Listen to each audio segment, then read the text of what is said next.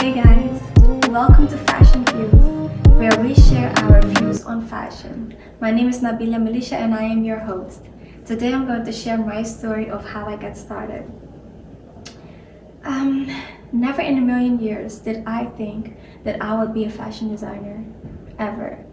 I don't know what I thought I would be. I used to dream of being a flight attendant when I was younger, and it really started with my mom. My mom would make clothes when I was younger, and I would actually play in the scraps of the fabric that she would lay out. So she would make blankets for me from the scraps, and then put a whole bunch of scraps on top of the blankets, and I would literally roll up in the in the scraps as my grandmother would watch me. While my mom, of course, would continue sewing and working on projects for her customers. But even though I grew up in it, I didn't feel attracted to it. As a matter of fact, I thought it was boring when my mom was doing it. I didn't understand. And when your parents are working from home as a child, you don't understand that. To you, it's like mommy and daddy are home. Like, what are they doing? And for my mom, it wasn't her being behind the computer, it was her being behind a sewing machine. And of course, I would want her attention all the time and be like, mommy, mommy, mommy. But, you know, at that time, it didn't click like mommy's working. It was like mommy's here, you know? And my mom would do it for years, and she created beautiful things, beautiful pieces, even for myself, of course. um, from birthday outfits to school uniforms to my nightgowns. My mom would create it all, and my nightgowns were always my favorite because she would create literally anything. All my favorite cartoons she would embroider by hand or on the machine, and she would have me pick whatever cartoon I wanted at the time, whatever color, or she would match it to the cartoon, of course. So I remember having one yellow cream-ish gown, and she would embroider Winnie the Pooh, and I would have different ones. I think one she did where the shirt was actually red and him brown or yellowish, whatever color. And I had one with Piglet, so the gown was all pink with a darker pink embroidery, and it was so beautiful. And my niece, actually, my mom found one and gave it to my niece, and I was like, please keep it for me too. Like, I hope she has more that I could pass on to my children. If I was to have a daughter, I could pass it on to my daughter. Back to how I got into it and my mom. At that time, like I said before, I didn't have any interest in it. But fast forward to, I believe, when I was 15 years old, I was in high school and we had to, do an internship. And my high school is kind of faster. Like, from year one, we do an internship, and it's only 5 days long, so one school week long. And I've done different kinds of internships previously, but this time they were like, you know what, you have to do something or find something that you would actually go into. So, an actual career path for you. Don't just do any internship just because it's available, but do one because this is what you think or hope to pursue when you go to college. This was 1 year before my last in high school. So they were also preparing us for the coming years of college. And so I'm not sure exactly how, but somehow I ended up googling and finding a fashion designer. And I'm not sure why I thought of fashion. I know that I was always kind of fashionable, and I always had an interest in clothes, but not in making it, if that makes sense. But somehow, some way, I don't know where it clicked, how it happened, but I ended up Googling and finding a fashion designer that was local. And so I applied and got the internship. And I know that, well, at that time, I knew that we would have to create a project. And with this project, it would have to be something tangible that you could show proof of in school. And I knew that with me doing fashion, I would probably have to make a garment. And I'm like, oh my gosh, I do not know how to sew. So what do I do? And my mom, she was on the way to work, And I told her that I found this fashion designer, and I was like, Mom, you've got to teach me how to sew. I have to learn how to sew because I cannot just show up to the lady and she's teaching, but I don't know anything. I feel like I would have to come in there knowing at least something, and then whatever I already know, she can help me develop and I can grow and, learn more and apply all of that. And my mom was like, well, I could teach you. She's like, a couple days from now because I gotta go to work. And I'm like, no, no, no, no, no, you have to teach me right now. And she's like, right now, I can't right now because I'm getting ready to go to work. I have to leave in 5 minutes. And I'm like, 5 minutes is all that I need. I don't need anything else. And my mom was like, I don't want to rush and teach you. You really have to take your time. And I'm like, no, Mom, I really gotta know right now. You have to teach me right now. In 5 minutes, I promise it's just enough. And so my mom, she taught me how to thread the machine. And of course, the newer machines, they have, the instructions on where to thread and everything. So she was like, okay, here's how you start, and, walking me through it. And then she's like, you just put your foot on this paddle and you just step on it very lightly, and the machine will do everything by itself. And, you know, um, take your fingers off of this part, like make sure you're very careful, don't go too fast, all of that. And so I kept going all night. And she was at work and she had texted me. She's like, hi, my little seamstress, how is it going? And I was so excited. I was so happy. And in that moment, I knew that I had discovered a passion for fashion. That was it. And when I did the internship, I ended up making a skirt, and my mom, she ended up buying me some fabric, and the lady, she taught me how to do croquis, and she helped me develop my sewing skills a little bit in, just a short period of time, of course. But after that, I just kept going. And the next thing that I actually designed myself was, well, it wasn't for my, yeah, it actually was. It was. I made myself a birthday outfit, and of course, my mom helped me do it. This was when I turned 19, and I had this beautiful white dress that was way too sexy. But I thought, I had this vision, and it kind of matched a picture that I saw on Pinterest, and so my mom helped me make it. And after that, I made this thing where I decided to make myself an outfit for every birthday. Now, after my 19th birthday, I didn't make anything until my 22nd birthday. The reason why is because I have not had discovered the whole aspect of fashion just yet, and learning how to make patterns and everything. So at this point, my mom was still helping me. And so when I was 22, I was already in America. So let's, go back a little bit. Um, I wanted to go to fashion school after I did this internship, but my mom had suggested, as a lot of Caribbean and African parents would, go do something that would guarantee a job. Go do something that you would eat for the rest of your life. And I didn't understand it because I'm like, Mom, but you did it for so many years. At this point, my mom was no longer doing it actually. She is now a nurse, a traveling nurse. But at this point, when she was talking to me, this was, I believe, 2014. No, 2013 actually. Going on to 14, one of those. And she was like, go do something that will actually guarantee you a job and a career. And I didn't understand it because I'm like, Mom, you've done it for so many years, right? And now I understand that she was really wanting to protect me.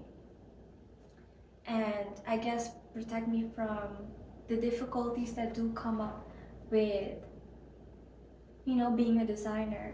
For example, sometimes you might have a client who is very difficult for whatever reason, and you've done your best, you've done so much work, but they find an excuse not to pay you or want to pay you, or, people are like, no matter how good you do it, no matter how much work you put into it, they always find something to complain about. So I feel like my mom is trying to shield me from those experiences. But I did not want that to stop me from doing what I actually love doing, right?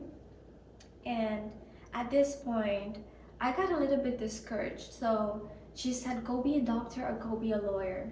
And me, I think it takes a special kind of person to be a doctor or be in the medical field because, from one, I get grossed out very easily. Okay? I'll be very transparent. Um, I don't do well with seeing blood. I really do not. Like, I nearly pass out. I get nauseous. I end up doing everything that you do not want to do for a patient. With the patient, right? You want to be able to take care of the patient, help them, and be there for them and support them. And I feel like I could not do it. Not because I don't want to, it's just really because my stomach is not strong enough for those experiences, to be very honest, right? So, one thing that I I just was like, no, I need to do something that will be better. So when she said go be a doctor, be a lawyer, I said after all those, things that I named earlier, I'm like, lawyer it is. So I went to law school and I learned that once you do law school for 1 year, you get like a certificate kind of thing, and then you can continue on either to do a different major or you can um, continue higher up, right, and continue studying. And I know that to get your law degree in Amsterdam takes years upon years upon years, right? But I'm like, okay, I'll just give it a shot. We'll figure things out. I attended law school, but I wasn't happy. There was this one particular class that I actually really, really loved. It was my favorite class. In Dutch, we call it goederenrecht. So it's about your possessions, about properties, everything that you own, right? And that was the only class I truly understood, the only class that I really, really enjoyed. And I ended up failing it. And it was really, I think, 1 or 2 points, or probably three. And I was really hurt because how do you fail your favorite class? The only class I really truly enjoyed, the only class I truly understood, and I still failed it. So that did something to me, right? And I always felt like I was doing it for my mom to please her, to make her happy, but I wasn't happy myself. And another thing that kept me going was every time I would talk about what I do and I'm saying, oh, I'm in law school, everybody would applaud me and everybody's like, oh my God, I'm so proud of you. This is so amazing, right? But that was that little drive I had for a couple minutes. But every time I had to go to class, I wasn't happy. I wasn't satisfied. And one time, I was on the way to school and we had a very important project, but it was a meeting for 5 minutes, right? And we could not miss this meeting. And somehow I ended up oversleeping, and I had reached out to my classmates like, hey guys, I'm gonna be very late, but I'm on the way. And I was at the train station at this point, waiting for the metro actually to go to the college. And right there was this girl and she had just regular boyfriend jeans on with and it was very distressed. And I remember saying to her, I really love your jeans.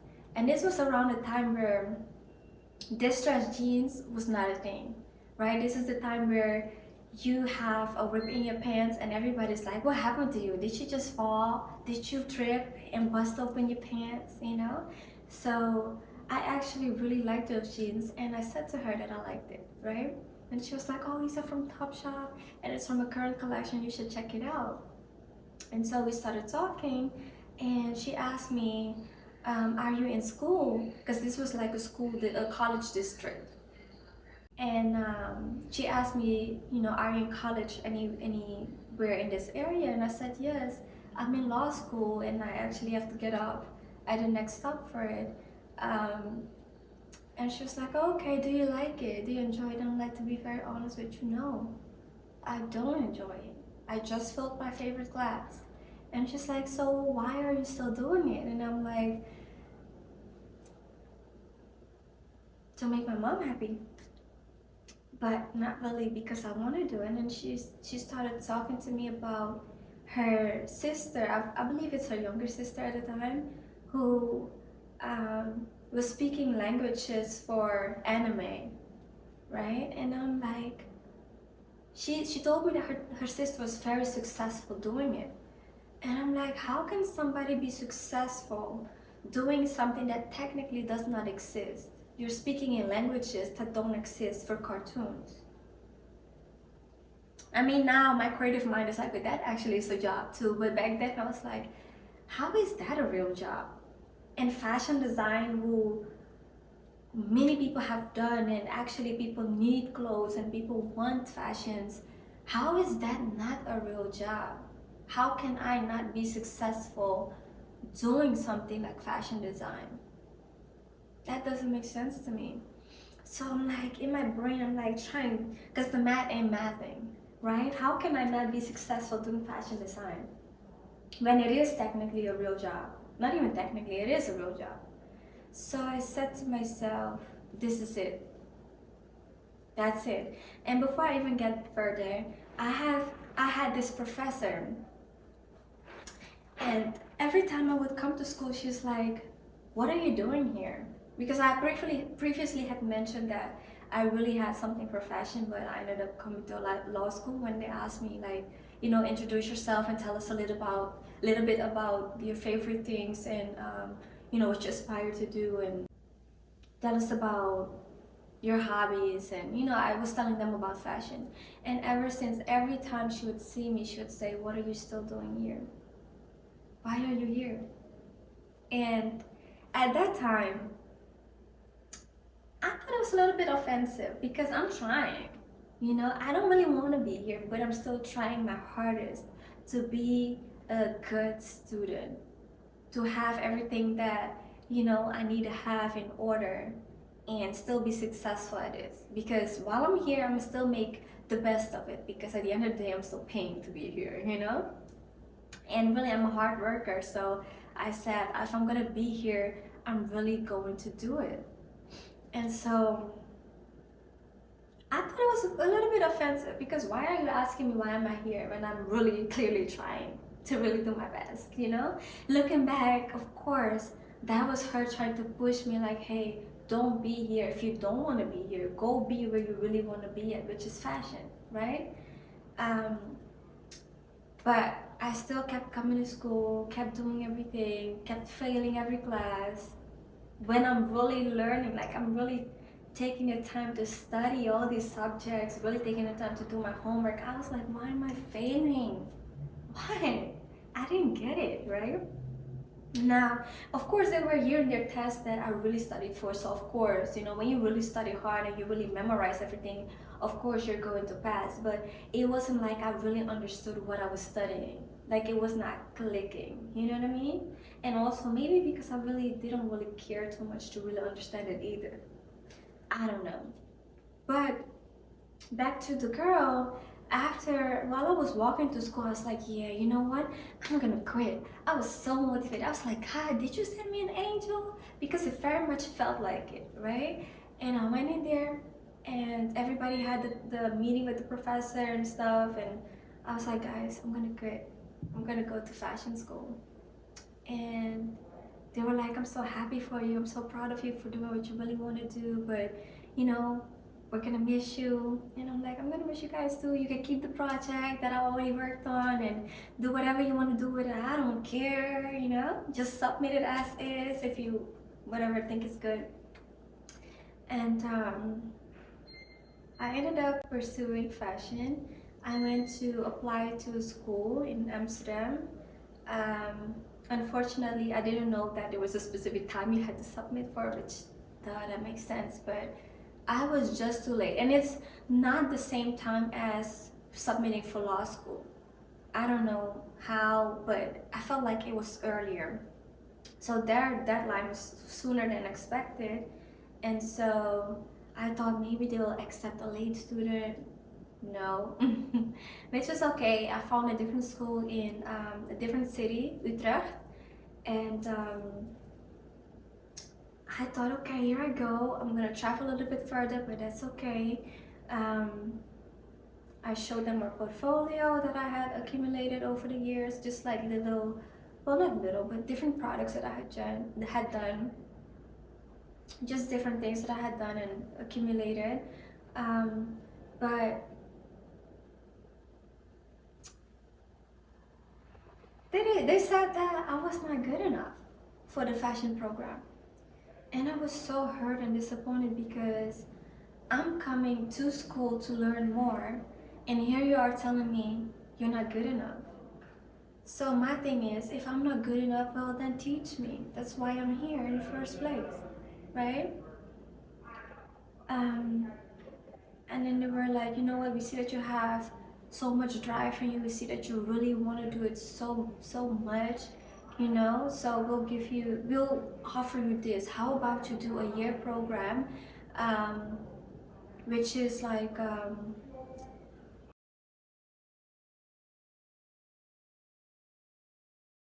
just like a basic program for art. And I said, you know what, okay, that'll at least prepare me. And it was nothing fashion related, it's just really a foundation class basically for a whole year where you're just experimenting with different mediums, different, um, with charcoal, paint, all kinds of stuff.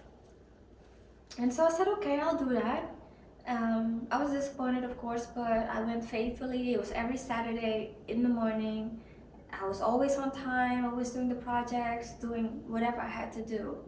And at the end of it, I'm thinking, okay, I'm guaranteed to go in this fashion design program and it's gonna be good. No, no.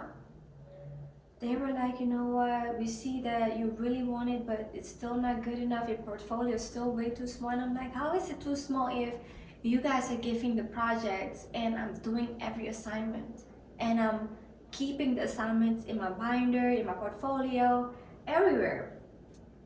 So I was very disappointed. And he was like, it's like you're way too timid.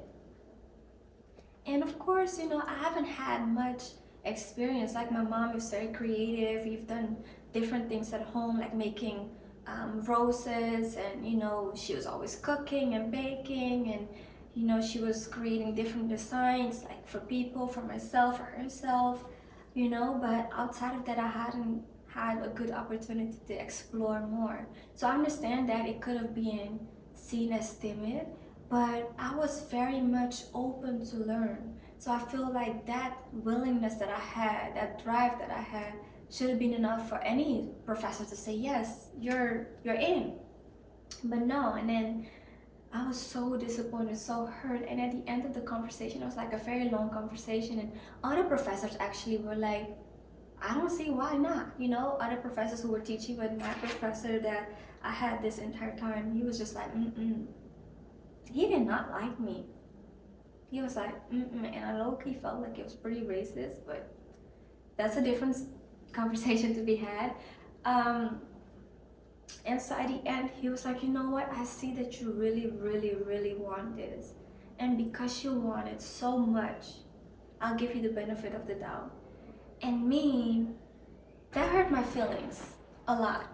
Because I don't want you to give me the benefit of the doubt just because you see my drive and how much I want something.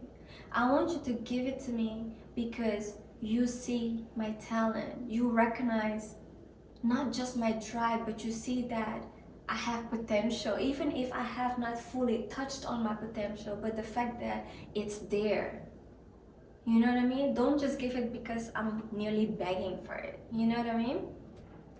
So I ended up going to a different school outside of Amsterdam, and it was like a good hour and a half traveling by train.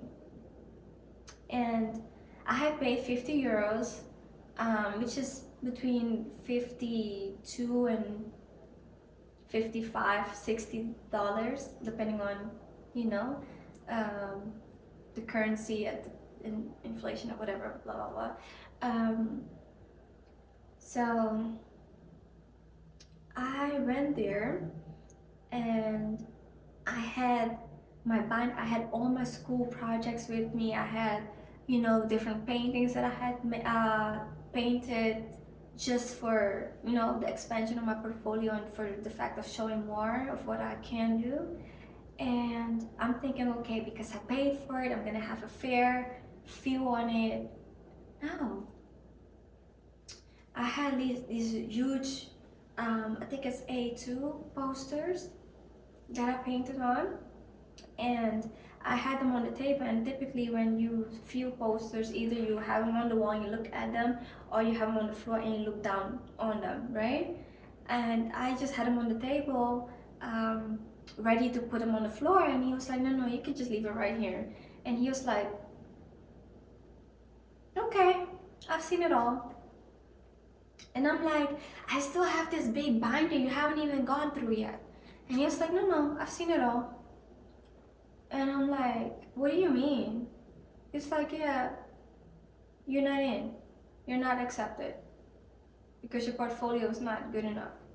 And I'm like, but you haven't even seen half. More than half you haven't even touched. What do you mean? And he was like, yeah, I've seen it all. So I'm like so brokenhearted walking away.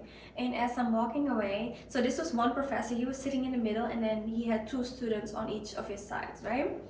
And one of the students, he was like, I've noticed that all black people, and I couldn't hear the rest of it as I'm walking away. And that, like in a moment, it was like I could not say anything, I could not move, I couldn't, all I could do was walk away, right? But I was so hurt because you're being racist, literally. I'm literally being racist. And before I actually went into the room, and me having all this stuff, they were like some white girls, and it does matter to me to say that they were white girls. They were just sitting there and talking amongst each other, and some of them were even talking to me, and they were like, oh my gosh, I'm so scared because I don't even have as much as you have with you. I only got this little binder with me. Some of them were like, I didn't even bring anything but my sketchbook. So they're like, do you think that they're not gonna accept me? And I was like, no, because even if you only have a little sketchbook, whatever is in there might still be great enough for them to say yes, right? And me thinking, okay, I got so much, I gotta get in, you know? And the same girls, some of them came back and were like, oh my God, yes, I got it. So it's like, it's clear that it's not necessarily that I'm actually really timid. It's clear that it's not that I don't have that much experience. It's clear that it's really my skin tone. Um, so that was hard. I was hurt. I cried, and yeah, and it's so amazing that I made it even there because like it was snowing so heavily. The trains were delayed, and I still got there on time. And it snowed so bad, but my friend, she wanted to come with me to support me, and she missed her train, and she was like, you go ahead and I'll meet you up there, right? And so because of how everything went, we ended up meeting, I think, halfway. I don't think she came all the way to the school, I don't remember exactly. And I was so sad, and she was like, you know what, you go bring everything home, take it home, and we'll just go get some retail therapy, because she knew that I just loved shopping. And she was my shopping buddy at the time. So we went to the store, and I actually should have brought this jacket so you guys could see. I still have it. It's like a sleeveless jacket, and it's like a wool kind of woven jacket, and it has like a tribal print to it. And it was like 50 euros, something like that. And I was like, I just spent 50 euros on this stupid application and I didn't get in, so why would I go spend 50 on? And she's like, don't think about it like that, just go get it. Because it looks good on you, it suits you, and it'll make you forget about this experience, but it will also be a remembrance, or like a memorial thing to it. And I was like, okay, whatever, I get it. So I'll never forget that day. It was a rough day, but buying that piece did make me happy in that moment. And every time I wear it, I feel happy that I got it, because like it's in such, even though this is so many years ago, it's in such good condition. And I actually bought it from Zara, which is one of my favorite stores, fast fashion stores. I don't know why I had to throw fast fashion out there, but Zara is one of my go-to stores. So after that experience, I thought to myself, what about Belgium? Let's go to a school in Belgium. But Belgium to me is a little bit more boring, no offense respectfully out there. And I didn't feel like that's really what I had to do, but I said, well, that's my only other chance, right? And I was talking to one of my friends, Deborah, and just like, why don't you go to America? And I'm like, I looked at her literally like this. Yeah, why not? And then like 5 seconds later, I was like, but I don't know anybody. Well, not anybody. I don't know any school there. And she said to me, I have a friend there, and she's in a school right now, and she did not do fashion design. She did something else, but she moved here to Savannah. And just like, I'll just give you her information and forward you the school she went to, and then you can, you know, see about your move there. And she was actually in the process of moving here herself too, but you know, she chose a different path. And I said, you know what, I'm gonna do it. And my cousin, she was already living here, you know, she's American. So I started talking to her about it, and I told my mom, and she was like, you're doing what? You're gonna move to America? She's like, no. No, no, no, no, no, no, mm-mm. Mm-mm. And I'm her only child, so I completely understand. But for a very long time, her answer was just no. And the more she said no, like I would go to this website from this particular school every day. And I just saw every single day me being there, me attending this school. I saw it clear as day. It was just like, I was in love immediately. I was just so in love. And I would look up things, I would look up the neighborhood a little bit, and I found the one. There's like, well, it's Scat. She was in Savannah and I was in Atlanta. I wanted to go to the one in Atlanta. I fell in love with this school. I could not get it out of my mind. I was so mesmerized by it. And I was still, this is when I was actually still doing the program. Like the program had not finished, the 1 year program. And I would talk to the schoolmates about it, and they were like, well, what, are you rich? And I'm like, no, not at all. And then they were like, so how are you gonna pay for it? And I said, God is gonna pay for it for me. And you know, they didn't really believe in God, and they're like, what do you mean God is gonna pay for it? And I'm like, yeah, I believe that God's gonna provide, God's gonna pay for me to go there. And it's like, oh, okay. Okay. So some of them did not believe, which didn't matter anyway. But with that, I kept visualizing it. I kept thinking about it. I kept looking at it day after day, day after day. Kept going to my mom about it, to the point where she was like, I don't want to hear another word about America. And I'm like, but mom, why not? Give me a good reason. And she's like, you're not gonna go. So, don't talk to me about it. And I'm like, okay, well, I would find subliminal ways. I wouldn't say, Mom, America this and America that, or this school this. I would just find something else and like package it differently and present it to her differently, right? To still bring it up. Like, just because she said don't talk about it don't mean I'm not gonna find a way. And so I kept just, you know, looking it up. And God is so awesome, because I would go to church and I would pray about it all the time. And one of the leaders in my church, I would talk to him and I would say, I don't want to go if my mom is not okay with it. Because, you know, I am 20, I can back my backs and go right now. But I'm like, what if it doesn't work out?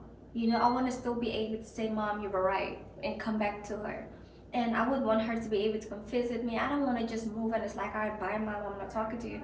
Because we have a really good relationship. So I wanted to honor her in that too. I would just, you know, pray about it, talk to him about it, look things up, do my research, prepare myself to my best ability. And it's so amazing how things worked out because I would work, and at work, I don't know why, but I brought it up to this girl, and she was like, oh really, I actually went to do an internship in America for 1 year.